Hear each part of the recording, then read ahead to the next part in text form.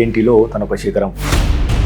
సాధారణంగా ఒక ఎఫ్ఆర్సిఎస్ అంటేనే చాలా గొప్పగా ఫీల్ అవుతుంటాము. ట్రిపుల్ క్రౌన్ ఇలాంటి 3 ఎఫ్ఆర్సిఎస్ సాధించి ఈ స్టెపిడోటమీ సర్జరీలు ఏవైతే ఉన్నాయో 2000కు పైగా కంప్లీట్ చేశారు. స్టెపిడోటమీ సర్జరీ అంటే ఏంటి, ఈ 2000 సర్జరీలు ఏ రకంగా కంప్లీట్ చేశారు? Thrilling surgery for the surgeon and also for the patient. Stapedotomy surgery అనేది ఇది ఎవరిలో వస్తుంది అంటే 10 సంవత్సరాల వయసు నుంచి 80 సంవత్సరాల వయసులో వరకు ఎవరికైనా రావచ్చు. తర్వాత ఫీమేల్స్లో ఇంట్రెస్టింగ్లీ వినికిడి శక్తికి సంబంధించి ఎలాంటి సమస్యలు వస్తున్నాయి? It's good question.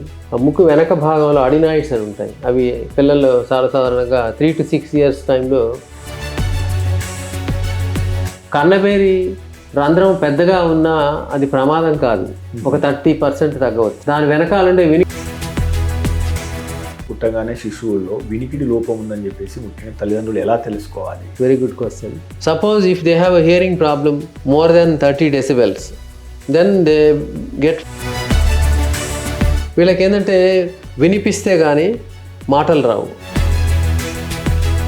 వినిపించకపోవడం వల్ల మెదడు అనేది మొద్దుబారుతుందా? వినిపిస్తేనే శబ్దాలు మెదడులోకి వెళ్ళి సో మానసిక ఎదుగుదల తగ్గుతుందా? బ్రెయిన్లో ఆ ఏరియా ఇప్పుడు హియరింగ్ సెంటర్, స్పీచ్ సెంటర్ అని ఉంది. ఇప్పుడు రాష్ట్ర వ్యాప్తంగా మనకు స్క్రీనింగ్ లాంటిది ఏదైనా చేయాల్సిన అవసరం ఉందా? పిల్లల్లో వినికిడి సమస్యని మనం ప్రారంభంలో గుర్తించగలుగుతున్నామా, లేదా దీని పరిష్కారం ఏంటి? చైల్డ్ పుట్టగానే డిశ్చార్జ్ అయ్యేటప్పుడు హియరింగ్ టెస్ట్ చేసి డయాగ్నోస్ చేస్తున్నారు. దట్స్ ఎర్లీ ఐడెంటిఫికేషన్ ఉంది. కానీ మనకు WHO అంచనాలు ఉన్నాయి, 85 decibels 8 hours ఓన్లీ అని చెప్పేసి. Over the head phones, in the ear buds లాంటివి వాడుతున్న క్రమంలో ఒక ENT స్పెషలిస్ట్గా మీ సూచనలు ఏంటి? It's very good question again. ఎక్కువసేపు పెడితే కొంచెం వ్యాక్స్ ఫార్మేషన్ ఎక్కువ ఉంటుంది. జనరల్ ఈ వ్యాక్స్ మీరు అన్నట్టు ఈ noise pollution it's a preventable cause of deafness. ఇప్పుడు వాళ్ళు వస్తారు, సార్ డాక్టర్ గారు చెవిలో రింగింగ్ శబ్దం వస్తుంది, గుయ్య అనే శబ్దం వస్తుంది అంటూ వస్తారు మా దగ్గరికి. Unfortunately we are helpless. Ear plugs అంటే ఏంటి, ఇది ఎవరికి ఉపయోగం? యాక్చువల్గా ఏంటంటే ఎక్కువ లౌడ్ నాయిస్ ఎక్స్పోజ్ వాళ్ళకి మేము ఇయర్ మఫ్స్ పెట్టుకోవాలా అని చెప్తుంటాం. దే ఆర్ మోర్ ప్రొటెక్టివ్ దాన్. అసలు గురక అనేది ఎప్పుడు సమస్యగా మారుతుంది? ది సింపుల్ స్నోరింగ్ అంటే అదేం ప్రమాదకరం కాదు. చిన్న పిల్లల్లో కూడా కామన్. వాళ్ళకి ఈ స్లీప్ ఆప్నియా అంటే ఏంటి, ఎప్పుడు వెంటనే మనం డాక్టర్ దగ్గరికి వెళ్ళాలి? ఇది షుగర్ కన్నా ప్రమాదకరమా? ఆ స్లీప్ అప్నియా అనేది ఈజ్ డేంజరస్. స్లీప్ అప్నియా అంటే ఏంటంటే ఈ హిస్టరీతో వచ్చినప్పుడు యూజువల్గా వైఫ్తో రమ్మంటాం పార్ట్నర్స్.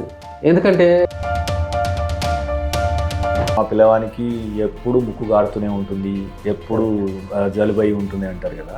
సో ఈ ఎప్పుడు అనేది ఎప్పుడు సమస్యగా మారుతుంది అంటే ఇప్పుడు ఫ్రీక్వెంట్ వర్సెస్ క్రానిక్. ఆ 3 to 6 years ఏజ్లో యూజువల్గా when they go to school and they pick up infections, viral infections from other children. 100కి 95 మందికి ముక్కు దూలం వంకరగానే ఉంటుంది. అలా అని మనం వచ్చినప్పుడు కూడా చాలా మంది నాకు మైగ్రేన్ అని లేదా స్ట్రెస్ తో వచ్చిన మైగ్రేన్ అని కొంతమంది భ్రమపడుతూ ఉంటారు. Migraine is also very very common. What is the difference between migraine and sinusitis అంటే వీళ్ళకి యూజువల్గా సమ్ టైమ్స్ ఈ ఆపరేషన్ ఫెయిల్ అవుతుంది. పేషెంట్ ఒకవేళ సైనసైటిస్ ఉంటే ఎలాంటి ఆపరేషన్, ఎటువంటి సర్జన్ దగ్గర ఎలా చేయించుకోవాలి, ఎలాంటి జాగ్రత్తలు తీసుకోవాలి? మీరు అన్నది వెరీ గుడ్ క్వశ్చన్. కానీ these are the patients who need long term follow up. Not every sinusitis patient. అసలు ఇయర్ బడ్ వాడాలా వద్దా, దీని గురించి చెప్పాలి. వాటర్ ఎక్కడ పోదండి, it will not go anywhere. Ear drum is the dead end. మనం ఏనా ఇవాళ చాలా హ్యాపీగా ఉన్నావు. మెడిసిన్ బిల్ ఇంత తక్కువగా వస్తే హ్యాపీగా ఉండక ఎలా ఉంటామమ్మా? ఇంత తక్కువ రేట్ కే ఇస్తున్నారంటే క్వాలిటీలో ఏమైనా డిఫరెన్సెస్ ఉన్నాయేమో. మార్కెటింగ్, డిస్ట్రిబ్యూషన్, ఇంకోటోనే అదనపు ఛార్జీలు లేవు కాబట్టే 50 to 80% మనకి డిస్కౌంట్ లో ఇస్తున్నారు. MedPlus. Hi viewers, welcome to MedPlus 1 TV. దేశంలోని ప్రముఖ డాక్టర్స్ను పరిచయం చేసే వేదిక డాక్టర్ స్టాకు స్వాగతం. మనం ఎప్పటి నుంచో అనుకుంటున్నాము డాక్టర్ గారిని మనం ఇంటర్వ్యూ చేయాలి అని చెప్పేసి, ఎందుకంటే ఈఎన్టీలో తనొక శిఖరం. సాధారణంగా ఒక ఎఫ్ఆర్సిఎస్ అంటేనే చాలా గొప్పగా ఫీల్ అవుతుంటాము. మనం డాక్టర్ గారు ఎడింబర్గ్, ఐర్లాండ్, ఇంగ్లాండ్ ఇలా ట్రిపుల్ క్రౌన్ ఇలాంటి 3 ఎఫ్ఆర్సిఎస్ సాధించి మనకి ఇక్కడ ఈ స్టెపిడోటమీ సర్జరీలు ఏవైతే ఉన్నాయో 2000కు పైగా కంప్లీట్ చేశారు డాక్టర్ గారు. అదే రకంగా మోర్ దెన్ 1000 కాక్లియర్ ఇంప్లాంట్స్ కూడా కంప్లీట్ చేశారు. సో తన సుదీర్ఘ అనుభవంలో వినికిడి శక్తికి ప్రమాదకరంగా ఏవి పరిణమించాయి, మారుతున్న పరిస్థితుల నేపథ్యంలో మనం వినికిడి శక్తిని ఏ రకంగా కాపాడుకోవాలి, ముఖ్యంగా మనకు వినికిడి సమస్యలు ఉంటే ప్రారంభంలో ఎలా గుర్తించాలి, ఇప్పుడు ఉన్న అధునాతన సాంకేతిక విధానాలు ఏంటి, మన వినికిడి శక్తిని తిరిగి పొందడానికి అనే అంశాలపై డాక్టర్ గారిని అడిగి అవగాహన పెంచుకునే ప్రయత్నం చేద్దాం. సో డాక్టర్ గారు నమస్తే అండి. నమస్తే డాక్టర్ గారు, ఫస్ట్ ఆఫ్ ఆల్ కంగ్రాచులేషన్స్ అండి. ఇప్పుడు తాజాగా 2000 స్టెపిడోటమీ సర్జరీలు కంప్లీట్ చేస్తున్నారు. సో ఒక తెలుగువాడిగా మాకు ఇది గర్వకారణం. ఎందుకంటే మీరు ఒక తెలుగువాడిగా ఒక 2000 స్టెపిడోటమీ సర్జరీలు చేయడమే కాకుండా అది ఏదైతే ఉందో అది పబ్లిష్ చేయడం, సో ఆ డాటాని ఇది చాలా మందికి, అంటే మనకు తెలుగువారికే కాకుండా ప్రపంచవ్యాప్తంగా ఇది ఎంతోమందికి ఉపయోగకరంగా ఉంటుంది. సో మొదట ఈ స్టెపిడోటమీ సర్జరీ అంటే ఏంటి, ఈ 2000 సర్జరీలు ఏ రకంగా కంప్లీట్ చేశారు, మొట్టమొదటిసారి వాళ్ళు తిరిగి అంటే ఆ వినికిడి శక్తిని పొందడం వెనక అంటే ఆ స్ఫూర్తి ఎట్లా ఉంటుంది? Really I think very thrilling surgery for the surgeon and also for the patient. Stapedotomy surgery అనేది ఎవరికి చేస్తారంటే యూజువల్గా మనకి వినికిడి ఎలా కర్ణబేరి ఇయర్ కెనాల్ గుండా కర్ణబేరి ఒక పేపర్ లాంటిది, దాని వెనక మధ్య చెవిలో 3 ఎముకల గొలుసు ఉంటుంది, మాలియస్ ఇంకా స్టేపిస్ అని. ఆ 3వ ఎముక ఇన్నర్ ఇయర్ ఎంట్రన్స్లో ఓవల్ విండో అని అక్కడ ఇన్నర్ ఇయర్ బిగినింగ్లో కూర్చొని ఉంటుంది 3వ ఎముక. శబ్ద తరంగాలు ఈ కర్ణబేరి వైబ్రేషను అలాగే 3 ఎముకల గొలుసు వైబ్రేషన్ ద్వారా లోపలి చెవిలో ఫ్లూయిడ్స్ ఉంటాయి. అలా ఫ్లూయిడ్స్లోకి ఎంటర్ అయ్యి శబ్ద తరంగాలు లోపలి చెవిలో ఉన్న నరం గుండా మెదడుకు పోతుంది, అలా వినగలుగుతాం. ఈ ప్రక్రియలో మధ్య చెవిలో ఉన్న 3 ఎముకల్లో 3వ ఎముక స్టేపీస్ అనేది, that is the smallest bone in the human body. Okay, it is about 2.5 millimeters ఉంటుంది. ఆ 3వ ఎముక బిగుసుకుంటుంది అనమాట, కదలకుండా. అవి 3 ఎముకలు కదిలితే కానీ శబ్ద తరంగాలు లోపల పోయి మనకి వినిపిస్తుంది. సో 3వ ఎముక ఎందుకు బిగుసుకుంటుంది అంటే దానికి ఒక ఆర్చ్ ఉంటుంది, హెడ్ ఉంటుంది, ఒక ప్లేట్ ఉంటుంది. ఆ ప్లేట్ చుట్టూ ఒక సిమెంట్ లాంటి మెటీరియల్ తయారయ్యి దాన్ని కదలకుండా చేస్తుంది. దీన్ని ఆటోస్క్లెరోసిస్ అంటారు ఈ కండిషన్. ఇది అంటే సర్వసాధారణమైన ప్రాబ్లమే. తర్వాత ఏంటంటే మనకుండే వినికిడి సమస్యల్లో ఇండియాలో కానీ అంటే వేరే దేశాల్లో కూడా సర్వసాధారణం ఏంటంటే కర్ణబేరిలో రంధ్రం రావడం, రంధ్రం ఉండడం, తర్వాత కర్ణబేరి వెనకాల ఒక సిస్ట్ లాగా పెరుగుతూ అది చుట్టూ బోన్స్ అంతా తింటూ మెదడులో కూడా ఇన్ఫెక్షన్.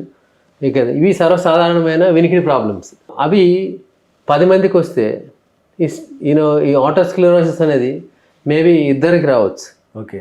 సో యాక్చువల్గా చెప్పాలంటే ఈ క్రానిక్ ఇయర్ సర్జరీ అంటాం దాన్ని, క్రానిక్ ఇన్ఫెక్షన్స్, ఆ రంధ్రాలను సిస్ట్లో అలాంటి వారికి more than 15,000 people I might have operated and cleared the infection and gave the hearing. Okay. But stapedotomy surgery proportionately తీసుకుంటే we have done only 2,000. Okay. Interesting లేదంటే 1000 surgeries పూర్తయినప్పుడు that was in 2019లో I have presented in Asia Oceania కాంగ్రెస్లో present చేశాను. Okay. 2019లో. తర్వాత covid టైంలో we have return up this article and publish in international journal of laryngology and otology from Cambridge. That journal was started in 1887. Okay. The oldest journal every ENT surgeon in the world knows. It is so popular from Cambridge. In that we have taken almost 2 years to publish. 2019లో present చేస్తే 21లో అది publish చేయగలిగినాం. ఎందుకంటే it is authenticated journal and so many people go through that peer reviewed journal.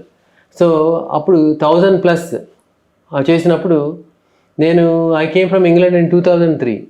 అప్పటి నుంచి almost 16 years చేసిన work 1000+.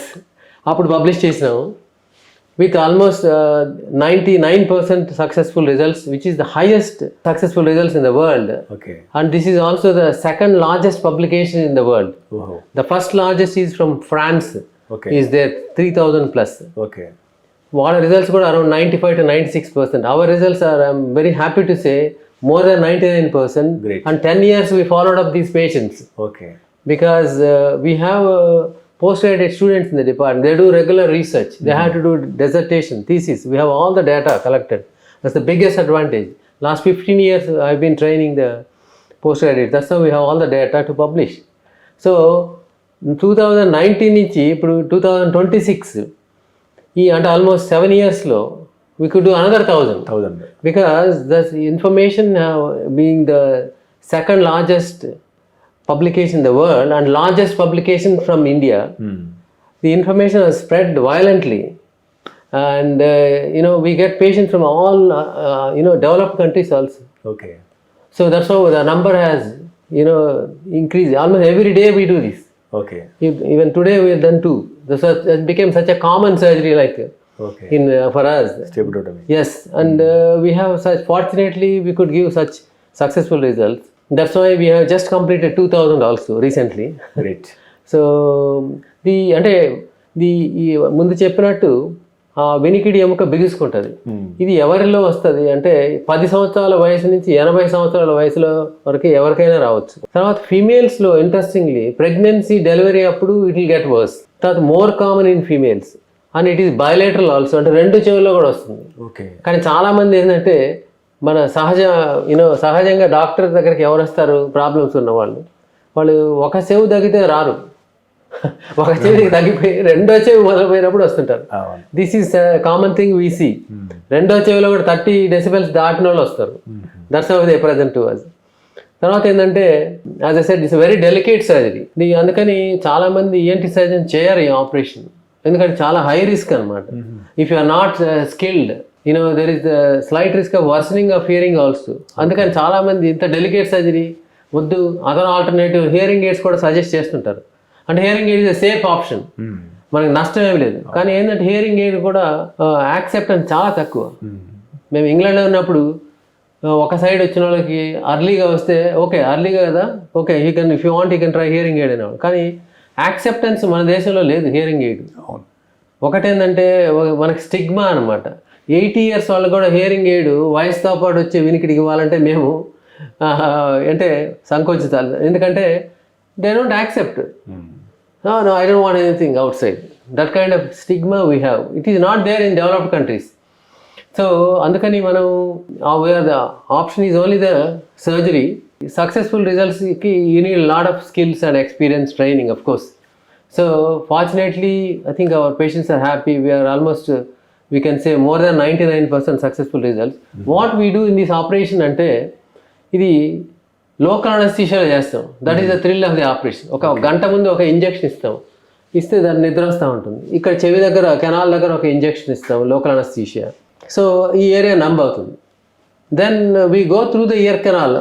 2 రకాలుగా చేయొచ్చు. Operating microscope, that is one you have both hands are free, you are comfortable, you can use both hands.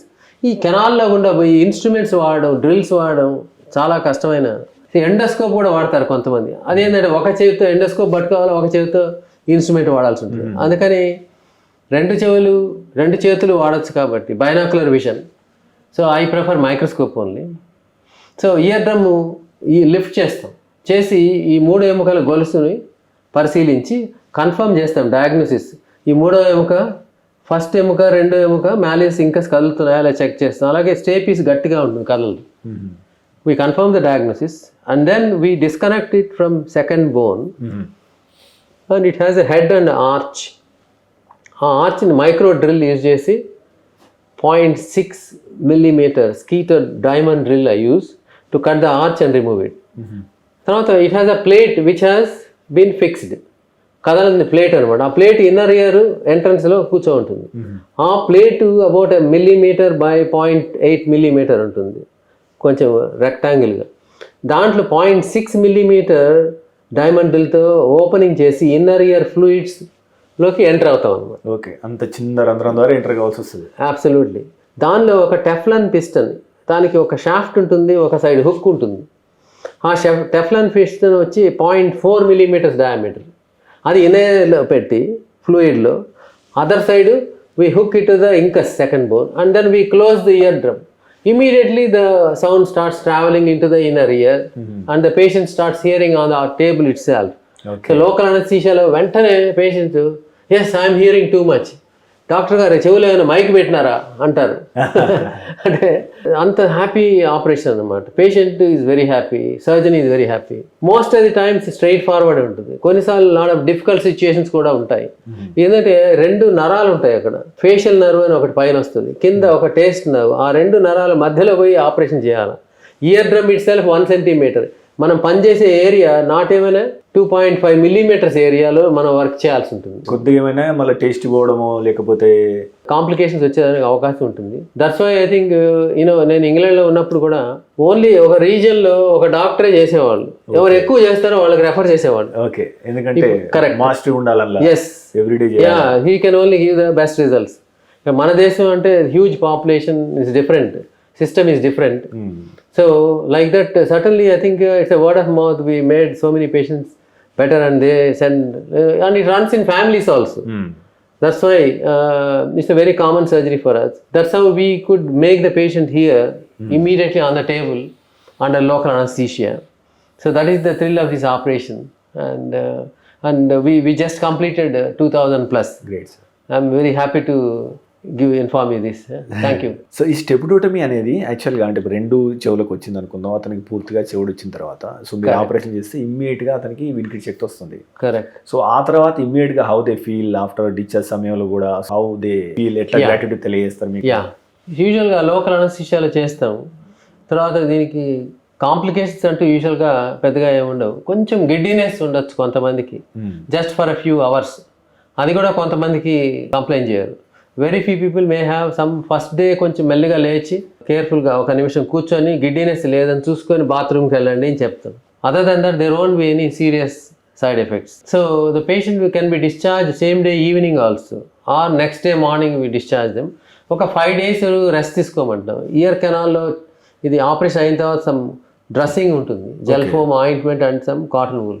Wheel remove it after week. ఒక 1 week తర్వాత 1 week 7 to 10 days మధ్య out పేషెంట్కి రమ్మంటాము. మైక్రోస్కోప్లో చూస్తూ we'll suck out the gel foam ointment and cotton wool we remove, and then by then ear drum heals, and then we do a hearing test also, and we follow them monthly, 3 monthly, 6 monthly and yearly once hearing test చేస్తాం. Hearing టెస్ట్లో యూజువల్గా వాళ్ళకి 50 decibel 60 decibel hearing loss ఉంటుంది. అంటే 20 అంటే normal అంటారు. So 10 days తర్వాత hearing test చేస్తే it become normal. On the table it self we test them with a tuning fork after the operation and whispering test. వీటితో వెంటనే తెలిసిపోతుంది పేషెంట్కి అప్పుడే. But confirmation will be at the end of 10 days when we do the hearing test in the department. Keep adding this sample size from 1000 to 2002 and you are keep increasing and keep tracking all the patients. That's right. We will do a review article also soon. And the problem is follow up is very, very difficult because once the patient is happy they don't come to the doctor. That's the problem. But we tell them, our patients, ఈ operation సంవత్సరానికి ఒకసారైనా వినికి test చేసుకొని how is the results అని చూడడం చాలా ముఖ్యం అని చెప్పి we insist on that. We will do a free hearing test, you please come అని చెప్తాము. అట్లా అందుకని వస్తారు patients. But it's very difficult to get every one back. Great sir. 2000 స్టెప్డోటమీ సర్జరీలు మన హైదరాబాద్లో జరగడం, ముఖ్యంగా మన ఇక్కడ హాస్పిటల్లో జరగడం, అది ఒక తెలుగు వారు చేయడము, ఇది వరల్డ్లో 2nd లార్జెస్ట్ డాటా కావడం అందరికీ దారి చూపిస్తుంది. We are very proud of you sir. Next sir, ఇప్పుడు సాధారణంగా మీరు ఇక్కడ ప్రతిష్టాత్మక కేర్ హాస్పిటల్లో ఈఎన్టీ విభాగానికి అధిపతిగా ఉన్నారు, క్లినికల్ డైరెక్టర్గా వ్యవహరిస్తున్నారు. కాబట్టి గత 20 సంవత్సరాలుగా మీరు అంటే వినికిడి శక్తికి సంబంధించి ఎలాంటి సమస్యలు వస్తున్నాయి, ముఖ్యంగా యువతలో ఈ సమస్యలు పెరుగుతున్నాయా, దీనికి గల కారణాలు ఏంటి? It's a good question. జనరల్గా వినికిడి సమస్యలు ముందు చెప్పినట్టు సర్వసాధారణమైన మనం చూసే ఇన్ఫెక్షన్స్. చిన్నపిల్లలు చూస్తే అక్యూట్ ఆటైటిస్ మీడియా అంటాం. వాళ్ళకి చలికాలం వింటర్లో ఈ కోల్డ్ కాఫ్ వచ్చి ముక్కుకి చెవికి ఒక గొట్టం ఉంటుంది, ఈస్టేషన్ ట్యూబ్. ఆ ముక్కు వెనక భాగంలో అడినాయిడ్స్ అని ఉంటాయి. అవి పిల్లల్లో సర్వసాధారణంగా 3 to 6 years టైంలో ఎన్లార్జ్ అవుతుంటాయి. అలాగే టాన్సిల్స్ అని వినుంటారు. టాన్సిల్స్ వల్ల చెవులు ఏమి ఎఫెక్ట్ కావు, కానీ అడినాయిడ్స్ ముక్కు వెనకాల నుంచి మధ్య చెవిలోకి ఒక ఈస్టేషన్ ట్యూబ్ ఉంటుంది. కాబట్టి ఈ అడినాయిడ్ ఇన్ఫెక్షన్ మిడిల్ ఇయర్కి ఎక్స్టెండ్ అయ్యి classical in the middle of the night parents complaint, doctor రాత్రి నుంచి ఏడుస్తున్నాడు, విపరీతమైన పెయిన్ అని చెప్పి యూజువల్గా పేరెంట్స్ కంప్లైంట్ చేస్తుంటారు. చలికాలంలో వింటర్ కోల్డ్ వెదర్, వర్షాకాలంలో ఇది common issue. Middle ear infections are very very common, whether you take in children or adults also. చిల్డ్రన్లో అలా మొదలవుతాయి. అలా మొదలై ఇయర్ డ్రమ్ వెనకాల పస్లాగా చేరి ఇయర్ డ్రమ్ రప్చర్ అయిపోతుంది. సో అది వెంటనే ట్రీట్మెంట్ తీసుకోకపోతే అది పర్ఫరేషన్ అలాగే ఉండిపోయి ఇంకా వాళ్ళకి వాటర్ పోతే డిశ్చార్జ్ రావడం, పస్ రావడం, అలా కోల్డ్ ఎక్కువ ఉన్నప్పుడు రావడం, ఇలా సమస్యలు మొదలవుతుంటాయి. ఇవి సర్వసాధారణమైన సమస్యలు.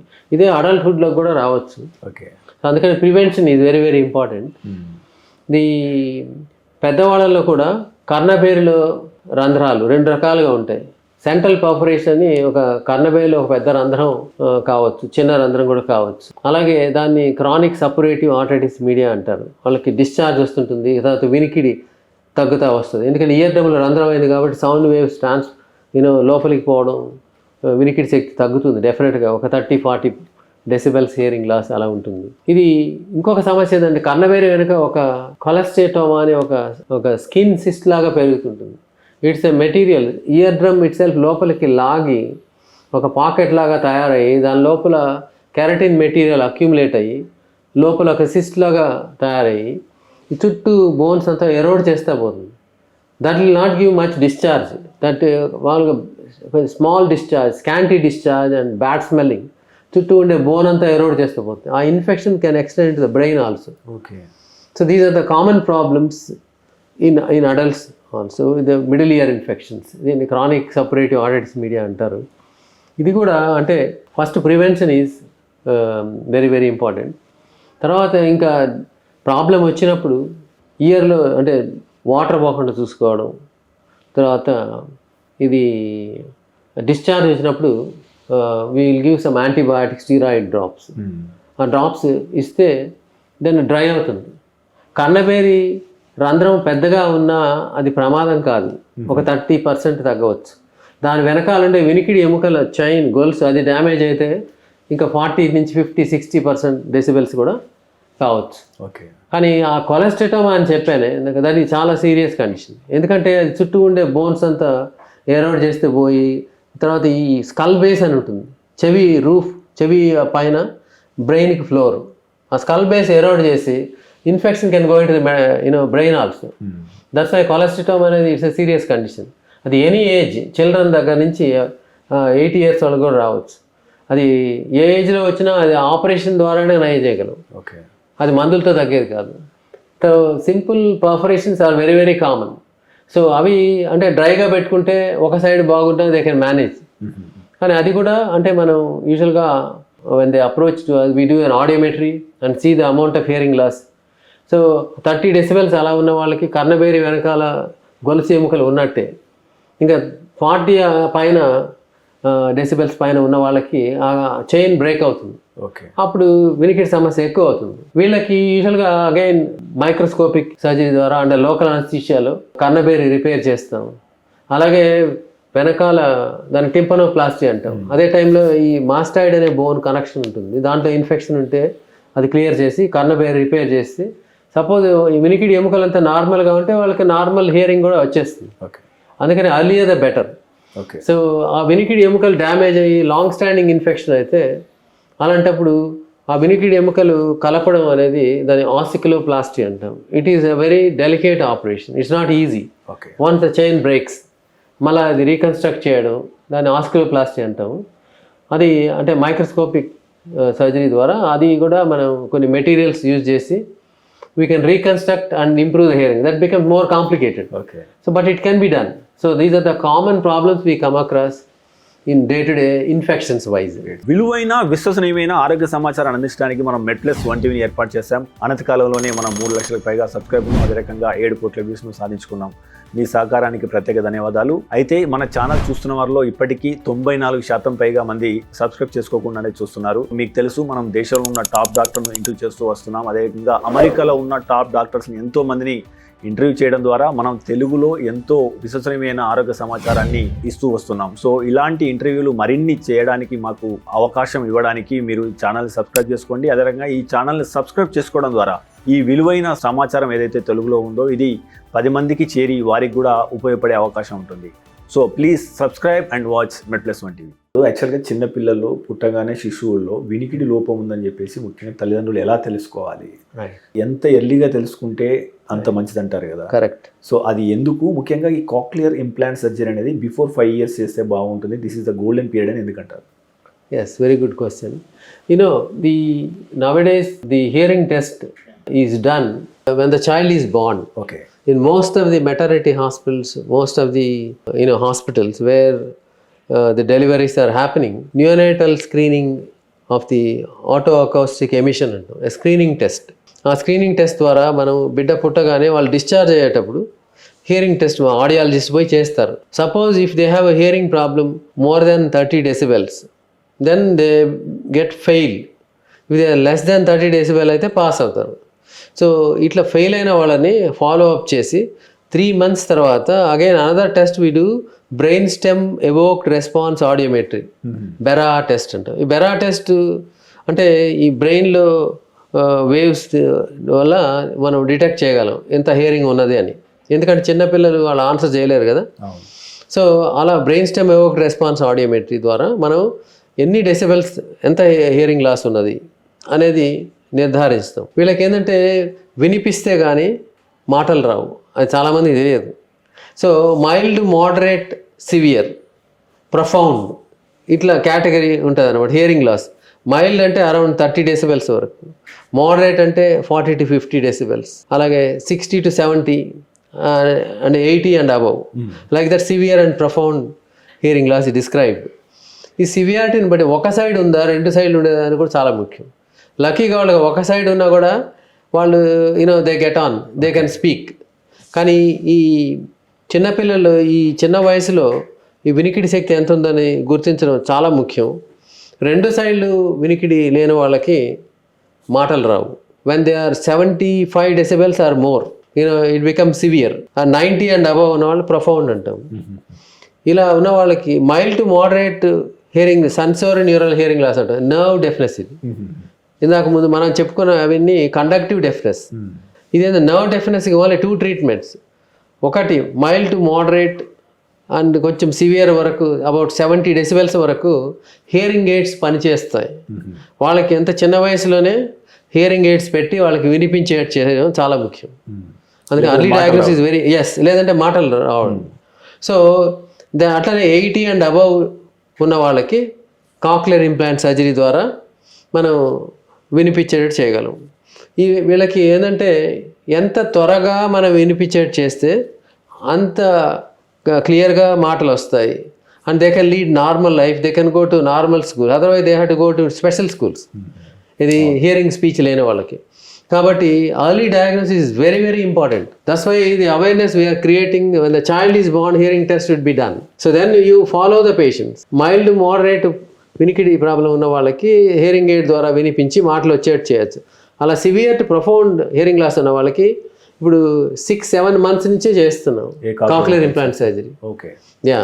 1 year అంటే ఐ థింక్ FD ఉండేది, ఇప్పుడు అర్లీగా కూడా చేస్తున్నాం. Now I think even early also they have given permission to do. And ఎందుకంటే ఈ just make the life of the child normal, let the child live like a normal child అనేది thinking అనమాట. అందుకని 1 yearకి ఈజీగా మనం కాక్లియర్ ఇంప్లాంట్. అందుకని early diagnosis. Suppose మీరు 3 years వరకు కూడా పర్వాలేదు. ఇందాక అన్నారు కదా మీరు 5-6 years వరకు అన్నారు కదా, మీరు 5-6 years కూడా లేట్ అని చెప్పాలి. ఓకే. యాక్చువల్గా చెప్పాలంటే 3 years or less is the best time so that they can lead normal life. Suppose 5 years అంటే కొంచెం లేట్ అని చెప్పుకోవాలి. అంటే ఇప్పుడు వినిపించకపోవడం వల్ల మెదడు అనేది మొద్దుబారుతుందా? వినిపిస్తేనే శబ్దాలు మెదడులోకి వెళ్ళి అర్థం చేసుకొని రిజిస్టర్ అయ్యి ఎక్స్ప్రెస్ చేయాలి స్పీచ్గా. ఓకే. వినిపించకపోతే మెదడులోకి శబ్దమే పోదు, దే కెనాట్ ఎక్స్ప్రెస్. సో మానసిక ఎదుగుదల తగ్గుతుందా? మానసికంగా అని కాదు, అంటే బ్రెయిన్లో ఆ ఏరియా ఇప్పుడు హియరింగ్ సెంటర్, స్పీచ్ సెంటర్ అని ఉంది. ఆ స్పీచ్ సెంటర్ అనేది మనం స్టిమ్యులేట్ చేయకపోతే హియరింగ్తో, suppose if it is 7 years or more అంటే స్పీచ్ రావడం చాలా కష్టం. అందుకనే యాజ్ ఎర్లీ యాజ్ పాసిబుల్ అనేది దాన్ని స్టిమ్యులేట్ చేయాలి. Use it or lose it టైప్లో. అబ్సల్యూట్లీ. 7 years వాళ్ళకి వినపడకపోతే 7 years is a very bad stage. 7 years వరకు వినపడలేదంటే అప్పుడు మాటలు రావడం చాలా చాలా కష్టం. అందుకని ఎంత అర్లీగా చేస్తే అంత క్లియర్గా వస్తాయి. ఇప్పుడు సపోజ్ లేట్ అయ్యే కొంతమంది నంగిగా మాట్లాడతారంటారే, అట్లా అంత క్లియర్గా వాళ్ళు మాట్లాడితే మనకు తెలుస్తుంది ఏదో ప్రాబ్లం ఉందని. అలా ఉంటారు. If you want a child to hear and get normal speech అంటే 1 year is the best, or up to 3 years is also పర్వాలేదు. 3.5 years acceptable, not beyond 5 years. అందుకని గవర్నమెంట్ స్కీమ్స్ అవన్నీ కూడా యూజువల్గా 5 years ఆర్ లెస్ అని ఇస్తుంటారు. అంటే of course if they have money they can get it on any age, but the best period is 3 years or less. Sir ఇప్పుడు cochlear implants అంటే అసలు ఇది ఏంటి, ఈ ఆపరేషన్లో ఏం చేస్తారు, దీనికి ఎంత ఖర్చు అవుతుంది, ఎంతకాలం హాస్పిటల్లో ఉండాల్సి వస్తుంది? కాక్లియర్ ఇంప్లాంట్ అంటే it is basically it is a device where it has 2 parts. Cochlear ఇంప్లాంట్లో ఒక పార్ట్ చెవి వెనక భాగంలో ఇక్కడ ఈ చర్మం కింద ఈ బోన్ స్కల్ బోన్ పైన ఈ టెంపరల్ బోన్ ఏరియాలో ఇంప్లాంట్ చేస్తాం. It has a receiver stimulator అని ఉంటుంది. దానికి ఒక ఎలక్ట్రోడ్ వస్తుంది. ఆ electrode is like the diameter of the electrode is about 0.5-0.6 millimeter నుంచి ఒక 1 millimeter వరకు ఉంటాయి. There are 3 FDA approved companies ఉన్నాయి. కాక్లియర్ అని, ఏబి అని, మెడల్ అని 3 కంపెనీస్ ఉన్నాయి. ఒక్కొక్క company has a different electrodes. So that device will implanted here and the electrode is taken from behind, వెనకాల నుంచి తీసుకుపోయి కర్ణబేరి వెనకగా వెళ్ళి కాక్లియాలో ఇన్సర్ట్ చేస్తాం త్రూ రౌండ్ విండో అనేదారు. ఆ ఎలక్ట్రోడ్ ఇన్సర్ట్ చేసి మనము ఇన్నర్ ఇయర్ ఫ్లూయిడ్స్లో పెట్టి కాక్లియర్ నర్వ్ని డైరెక్ట్గా స్టిమ్యులేట్ చేస్తాం. అంటే వాళ్ళకి ఇన్నర్ ఇయర్లో నర్వ్ సెల్స్ అంతా డీజనరేట్ అయి ఉంటాయి, డ్యామేజ్ అయి ఉంటాయి. కొన్ని remains of spiral ganglion cells అని ఉంటాయి. అలా వాటిని స్టిమ్యులేట్ చేసి కాక్లియర్ నర్వ్ ద్వారా శబ్దాలు మెదడుకు పోయేటట్టు చేస్తాం. సో దీంట్లో శబ్దాలు ఎలా పోతాయి లోపలికంటే, ఈ లోపల పెట్టేశారు కదా చర్మం కింద నుంచి ఎలా పోతాయంటే you have a sound processor. Sound processor it comes as 2 types. One is ఇట్లా బిహైండ్ ది ఇయర్ వస్తుంది, ఇంకోటి వచ్చి సింగిల్ యూనిట్ అని వెనకాలే వస్తుంది ఒక బటన్ లాగా.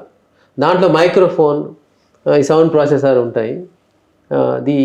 అది మనం మాట్లాడే శబ్దాలు అది గ్రహించి వెలుపలి సౌండ్ ప్రాసెసర్. దీంట్లో మ్యాగ్నెట్ ఉంటుంది, అలాగే లోపల ఇంప్లాంట్లో కూడా మ్యాగ్నెట్ ఉంటుంది. ఈ మ్యాగ్నెటిక్ యాక్షన్తో ఇక్కడ చెవి వెనకాల పట్టుకొని ఉంటుంది. So that's how the sounds are travel from outside to inside. That's how we hear అనమాట. That's the mechanism of the cochlear implant surgery. Cost ఎట్లా ఉంటుంది సార్ ఇది? ద కాస్ట్ అంటే యూజువల్గా అండి అరౌండ్ 6 lakhs 6.5 lakhs నుంచి almost 22 lakhs వరకు ఉన్నాయి. బేస్డ్ ఆన్ ది అంటే వాటిలో వేరియేషన్స్. ఈ కాక్లియర్ ఇంప్లాంట్స్ అంటే 3-4 categories ఉన్నాయి. Around 6.5 lakhs, around 8-9-10 lakhs, around 13 lakhs, అలాగే 22 lakhs. వీటిలో వేరియేషన్స్ ఏంటంటే బేసిక్గా ప్రతి ఇంప్లాంట్ పనిచేస్తుంది, చేయదని కాదు. హయ్యర్ వర్షన్స్ పోయే కొంది యూజువల్గా what the companies claim and what we also see is ఇది నాయిసీ ఎన్వైరన్మెంట్లో వాళ్ళకి మోర్ క్లారిటీ ఉంటుంది. నాయిసీ ప్లేస్లో ఉన్నారనుకోండి ప్రతి ఇంప్లాంట్ పనిచేస్తుంది, బేసిక్ ఇది కూడా పని చేయదని కాదు. అంటే ఆ హయ్యర్ వర్షన్స్కి they have better hearing in noisy places అని కంపెనీస్ వాళ్ళు చెప్తుంటారు, మేము చూస్తుంటాం. That's correct. The other thing is music perception also is better with the higher versions అంటారు. So that's how the cost varies. Based on the affordability they can go for. Even basic one is also fine. Because the basic ones ఒకప్పుడు high cost ఉన్నవే ఇప్పుడు లో cost అయినాయి అనమాట. అంటే కొత్త models వచ్చే కొంది పాతవి తగ్గుతూ ఉంటాయి. సుదీర్ఘ అనుభవంతో చెప్పండి, అంటే ఇప్పుడు రాష్ట్ర వ్యాప్తంగా మనకు స్క్రీనింగ్ లాంటిది ఏదైనా చేయాల్సిన అవసరం ఉందా, లేదా మనము ఖచ్చితంగా 99 ఆ పైన ఉన్న ప్రతి ఒక్కరి దగ్గరికి వెళ్ళి మనం లోపాలను ముందే పసిగట్టగలుగుతున్నామా? మనము పిల్లల్లో వినికిడి సమస్యని మనం ప్రారంభంలో గుర్తించగలుగుతున్నామా, లేదా దీనికి పరిష్కారం ఏంటి? Yes, it's a good question. Certainly there is more awareness than పాత రోజుల కంటే ఇప్పుడు చాలా వరకు అవేర్నెస్ ఉంది. Most of the maternity child పుట్టగానే డిశ్చార్జ్ అయ్యేటప్పుడు హియరింగ్ టెస్ట్ చేసి డయాగ్నోస్ చేస్తున్నారు. అలా then they refer to the audiologist and then ENT surgeon. That's early identification ఉంది. కానీ still there is lot of the అంటే లాట్ ఆఫ్ ప్లేసెస్లో ఈ ఫెసిలిటీ లేదు. I must say if you say అన్ని హాస్పిటల్స్లో ఇది ఉంటే డెఫినెట్గా మనం ఈ డెఫ్నెస్ దానివల్ల వచ్చే speech delays, speech and language delays మనం ప్రివెంట్ చేసేదానికి అవకాశం ఉంది. గవర్నమెంట్ సైడ్ కూడా we always request then to provide this hearing test when the child is born in all the government hospitals also. Private hospitals చాలా వరకు చేస్తున్నాయి. Certainly there is a lot of change in the last 20 years.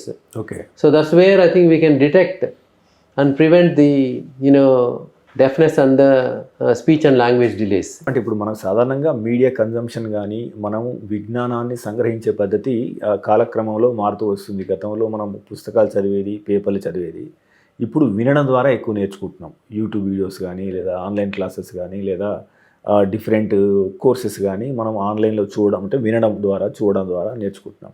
So వినడం అనేది రాను రాను ఎక్కువ అవుతుంది. Correct. ఈ నేపథ్యంలో మనకు WHO అంచనాలు ఉన్నాయి, 85 డెసిబుల్స్ 8 అవర్స్ ఓన్లీ అని చెప్పేసి. సో మనము over the head phones, ear buds లాంటివి వాడుతున్న క్రమంలో మీరు అంటే ఒక ENT స్పెషలిస్ట్గా మీ సూచనలు ఏంటి? ఈ ట్రెండ్ ఈ రకంగా మారుతున్నప్పుడు మన చెవులను, వినికిడి శక్తిని ఎట్లా జాగ్రత్తగా భద్రపరచుకోవాలి? It's a very good question again. The earphones, headphones are very, very common nowadays, especially the software population, because we had the COVID time, we had, the work from home అని చెప్పి ఇయర్ఫోన్స్, హెడ్ఫోన్స్ చాలా usage చాలా ఎక్కువైంది. ఒకటి బేసిక్గా ఇవి ఎక్కువసేపు పెట్టడం, ఎక్కువసేపు పెడితే కొంచెం వ్యాక్స్ ఫార్మేషన్ ఎక్కువ ఉంటుంది. జనరల్లీ ఈ wax will come out on its own with self cleaning action of the year canal skin. Year canal skin will dry out the wax in majority of the people. అందుకని wax తీయాల్సిన అవసరం లేదని చెప్తుంటారు. Okay. ఇప్పుడు ఈ ear phones అవి పెట్టి మనం ప్రివెంట్ వ్యాక్స్ కమింగ్ అవుట్. అట్లా కెనాల్స్లో ఎస్పెషల్లీ కొంచెం నేరో ఇయర్ కెనాల్స్ ఉన్న వాళ్ళకి ఎక్కువ వ్యాక్స్ అక్యుములేట్ అయ్యే అవకాశం ఉంటుంది. ఒకటేంటంటే అందుకని అప్పుడు రెస్ట్ ఇవ్వడం ముఖ్యం. ఇయర్ ఫోన్స్ వాడేవాళ్ళు హెడ్ ఫోన్స్ ఎవ్రీ 2 hours. లేదంటే ది అదర్ థింగ్స్ వచ్చి volume is very very important. Whether earphones వాడినా హెడ్ ఫోన్స్ వాడినా ఎక్కువ వాల్యూమ్ వల్లనే మనకి ఇన్నర్ ఇయర్ డ్యామేజ్ అవుతుంది. అది లాంగర్ అవర్స్. ఓకే. మీరు అన్నట్టు WHO ప్రోటోకాల్స్ అంటే 85 decibels 8 hour షిఫ్ట్ అంటారు. ఈవెన్ ఫ్యాక్టరీ వర్కర్స్ కానీ, మైన్స్లో పనిచేసే వాళ్ళు, police personnel during the training also it is very unfortunate they are unprotected firing చేస్తున్నారు. పోలీస్ వాళ్ళు, నాకు చాలామంది patients, thousands police men I operated. I always mention to them, you should have a protection, without ear muffs పెట్టుకొని చేయాలి మీరు మీ training అని చెప్తూ ఉంటాను. సో ఇది మీరు అన్నట్టు ఈ noise pollution it's a preventable cause of deafness. Okay. It has to be prevented. Especially మీరు అన్నట్టు ఈ సాఫ్ట్వేర్ అంటే what is they are educated. we always tell them that you give some rest and then use the volume as minimal as possible. It's very, very important. Volume ఎక్కువ పెడితే, especially ear phones ఉన్న వాళ్ళు, it will have direct impact on the ear drum and the inner ear. అది అంటే ఎక్కువ hours use చేస్తే డెఫినెట్గా ఇది తెలియకుండా వినికిడి శక్తి తగ్గుతూ వస్తుంది. ఓకే. ఇలా ఎక్స్పోజ్ అయిన వాళ్ళు at least yearly examination of the ears very important. Suppose ఇయర్స్లో వ్యాక్స్ అక్యుములేట్ అయినా కూడా అది గెటింగ్ క్లీన్ అంటారు, మైక్రోస్కోప్. అలాగే వినికిడ్ టెస్ట్ చేయడం, ఆడియోమెట్రీ టెస్ట్ ద్వారా మనం యూజువల్గా వీళ్ళకి 4 kHz ఒక డిప్ ఉంటుంది. That's how we diagnose NIHL అంటారు, noise induced hearing loss. Audiogram చేసినప్పుడు యూజువల్గా 20 decibels ఉంటే నార్మల్ అని చెప్తాం. అన్ని ఫ్రీక్వెన్సీస్లో 500 నుంచి 8000 వరకు చేస్తాం. 4000 kHz డ్రాప్ అవుతుంది హియరింగ్.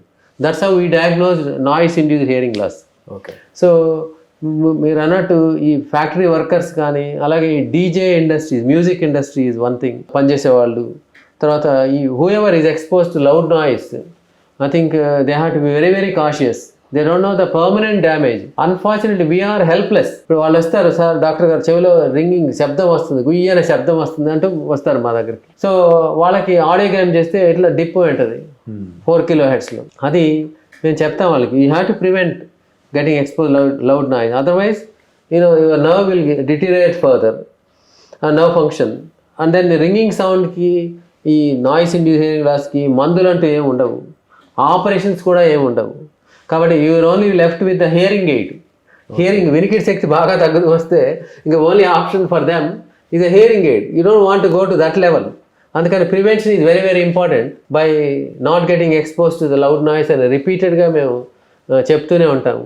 ఇయర్ ప్లగ్స్ ఉన్నాయి కదండి. సో ఇయర్ ప్లగ్స్ అనేది ఎవరు వాడాలి, ఎప్పుడు వాడాలి అంటే ఇప్పుడు మనం సినిమా థియేటర్కి వెళ్ళినప్పుడు కూడా ఇయర్ ప్లగ్స్ పెట్టుకోవడానికి కొంతమంది చెప్తూ ఉంటున్నారు. సో యాక్చువల్గా సినిమాకు ఏదే ఎక్స్పీరియన్స్ కోసం కదా యు ఆర్ థింకింగ్ ఎక్కువ ఆలోచిస్తున్నారు కావచ్చు, అంత ప్రమాదం ఏమి ఉండదు అని చెప్పేసి సామాన్య జన అభిప్రాయం. సో దీని గురించి చెప్పండి, ఇయర్ ప్లగ్స్ అంటే ఏంటి, సో ఇది ఎవరికి ఉపయోగం, ఎవరు ఖచ్చితంగా పెట్టుకోవాలా? Yes, they are available nowadays in these Amazon and all. You can order them. They are soft foam plugs. అంటే noise exposure, loud noise exposure prevent చేయడానికి కొంతవరకు ఉపయోగపడతాయి. యాక్చువల్గా ఏంటంటే ఎక్కువ లౌడ్ నాయిస్ ఎక్స్పోజర్ వాళ్ళకి మేము ఇయర్ మఫ్స్ పెట్టుకోవాలా అని చెప్తుంటాం. They are more protective than earplugs. So మీరు అన్నట్టు సినిమా హాల్లో అది I think municipal authorities they should have control on this. They should give so the sound should not be in the speakers, should not be more than this much. అది guidelines ఇవ్వడం, అది follow కావడం చాలా ముఖ్యం. So that's how you can prevent. Otherwise volume ఎక్కువైతే చెవులో గర్రని sound వచ్చేస్తుంది. I'm sure if you go to the cinemas definitely we experience this irritable sound. So that's how అంటే short duration you may get away but if it is continuous for hours together, certainly it can cause permanent damage to the hearing nerve and can cause nerve deafness. Okay. Andukani certainly there should be strict legislation to not to have too much of a sound. In the excitement, young generation, they don't know. But the consequences can be very bad. If it is continuous, it's a long term, then it can cause permanent damage. MedPlus లో అదే medicine అదే quality, marketing, distribution, ఇంకోటి అంటూ వీళ్ళకి అదనపు ఛార్జీలు ఉండవు. అందువల్లే 50 to 80% డిస్కౌంట్ లో మనకు అందిస్తున్నారు. ఇంకో ముఖ్యమైన సమస్య ఏంటంటే స్నోరింగ్. యాక్చువల్గా సో ఫర్ సపోజ్ మన ఇంట్లో 100 వయసు ఉన్న వాళ్ళు, 40 years 45 years ఉన్న వాళ్ళు రాత్రి విపరీతంగా గురక పెడుతుంటారు. ఏమైంది అని అడిగితే వీళ్ళు అలసిపోయినా ఏం సమస్య లేదంటారు సాధారణంగా. అసలు గురక అనేది ఎప్పుడు సమస్యగా మారుతుంది? ఈ స్లీప్ ఆప్నియా అంటే ఏంటి? ఎప్పుడు వెంటనే మన డాక్టర్ దగ్గరికి వెళ్ళాలి? ఇది షుగర్ కన్నా ప్రమాదకరమా? It's a good question. Again, very, very common problem we come across nowadays. Snoring, and simple snoring is not dangerous. Around 30% of the people snore, especially when they are older, like 60 or above. 30% of the people do snore. The simple snoring అంటే అదేం ప్రమాదకరం కాదు. మీరు ముందు అన్నారు కదా sleep apnoea అని. ఆ స్లీప్ అప్నియా అనేది ఈజ్ డేంజరస్. స్లీప్ అప్నియా అంటే ఏంటంటే stopping breathing from the nose and from the mouth. ముక్కు గుండా కానీ నోటు గుండా కానీ గాలి తీసుకోకపోవడం 10 seconds ఆర్ మోర్ గాలి తీసుకోకపోతే దాన్ని అప్నియా అంటాం. ఇలాంటి ఎపిసోడ్స్ ఒక గంటలో 5 సార్లు జరగవచ్చు మనం నిద్రపోయేటప్పుడు. అదేం ప్రమాదకరం కాదు. 30 వరకు మోడరేట్ అంటాం. అబౌవ్ 30 అండ్ అబౌవ్ అయితే సివియర్ అంటాం. ఇలా ఇది ఒక స్లీప్ స్టడీ ద్వారా డయాగ్నోస్ చేయొచ్చు. ఓవర్ నైట్ స్లీప్ స్టడీ అంటాం. అంటే చాలా home based studies are there. ఈ నైట్ వచ్చి మానిటర్స్ పెడతారు, నెక్స్ట్ డే మార్నింగ్ వచ్చి అవి తీసి మీ ఇన్ని గంటలు 7 గంటల నిద్రలో మీరు గంటకి ఇన్నిసార్లు ఊపిరి ఆగుతున్నారు. మీ ఆక్సిజన్ లెవెల్స్ నార్మల్గా 98, 99 ఉండాల్సింది ఈ 78, 70 పడిపోతున్నది. మీరు గంటలో ఇట్లా 15 times అంటే mild, 30 times moderate, above 30 times severe అనేది మీకు ఎంత గంటలో ఎన్నిసార్లు ఊపిరి ఆపుతున్నారు అనేది వాళ్ళు ఒక రిపోర్ట్ ఇస్తారు. అలాగే లోయెస్ట్ ఆక్సిజన్ ఎంత అవుతుంది అనేది కూడా రిపోర్ట్ ఇస్తారు. ఈ అబ్స్ట్రక్టివ్ స్లీప్ అప్నియా అనేది dangerous. Simple snoring is not dangerous. It is a nuisance for people close by to you.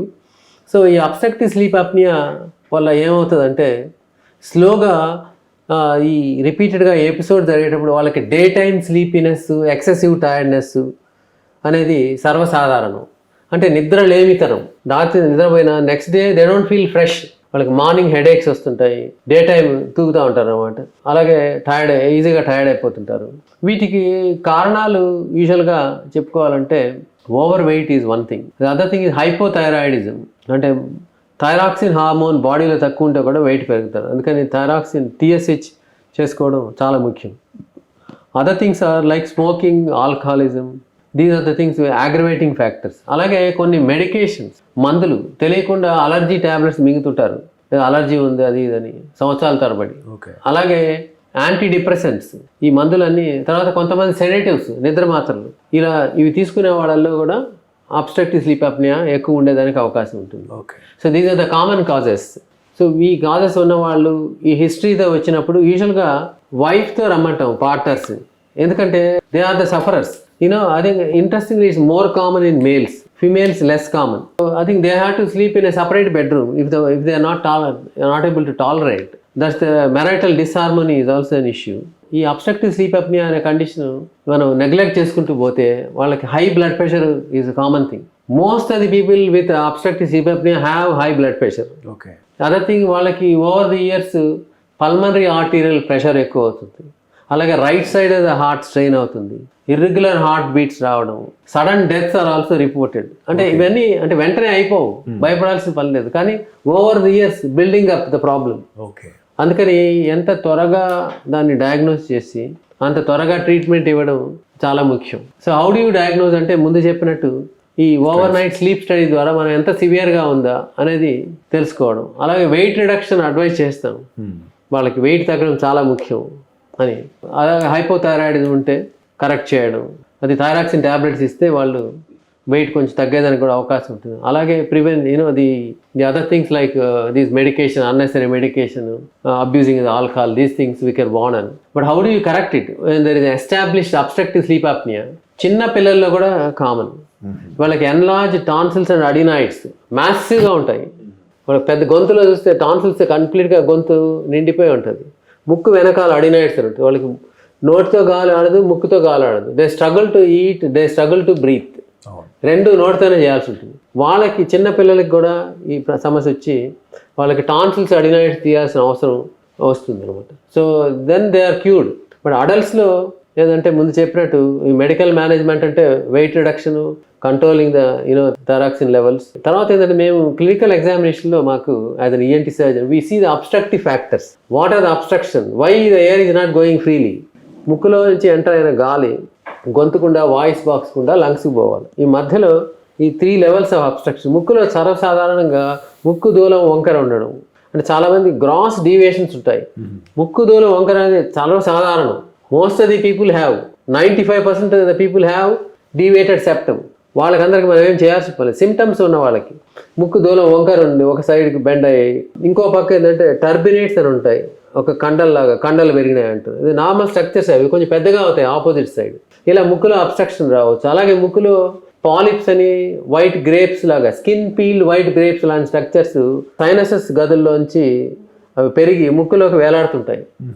దాని ఆల్సో కెన్ కాజ్ అబ్స్ట్రక్షన్. అలాగే అలర్జిక్ రైనైటిస్ ఉన్న వాళ్ళకి ముక్కులో లైనింగ్ అంతా వాచిపోతుంది, తుమ్ములు రావడం, నీళ్లు కారడం, అలర్జిక్ రైనైటిస్. ఈ సమస్యలో ఒక లెవెల్ ఆఫ్ అబ్స్ట్రక్షన్. నెక్స్ట్ ముక్కు వెనక భాగంలో అడినాయిడ్స్ పిల్లల్లోనే సాధారణంగా ఉంటుందా? అలాగే పెద్దవాళ్ళలో కూడా 2-3% అడినాయిడ్స్ ఉండేదండి. అది నెక్స్ట్ లెవెల్ ఆఫ్ అబ్స్ట్రక్షన్ చూస్తాం అనమాట. అలాగే గొంతులో ఈ టాన్సిల్స్ పెద్దగా ఉండడం అడల్ట్స్ కూడా. అయితే కొండనాలుక, అంగిలి అంతా సాగిపోయి ఉంటుంది, ప్యాలెట్ అంటాం, సాఫ్ట్ ప్యాలెట్ సాగిపోయి సాగింగ్ అయ్యి ఇట్లా కొట్టి సాగిపోయి ఉంటుంది ఓవర్ ద ఇయర్స్. దాని అలాగే నెక్స్ట్ లెవెల్ అంటే tongue is a very large structure. It has muscles and high tongue base అంటాం. వాళ్ళకి నాలుక కొంచెం ఎత్తుగా ఉంటుంది, ఎస్పెషల్లీ గడ్డం చిన్నగా ఉన్న వాళ్ళకి నాలుక పైకి పోయి ఉంటుంది, అంగిటి తగులుతూ ఉంటుంది, ఈ టంగ్ వెనకాల పడిపోవడం.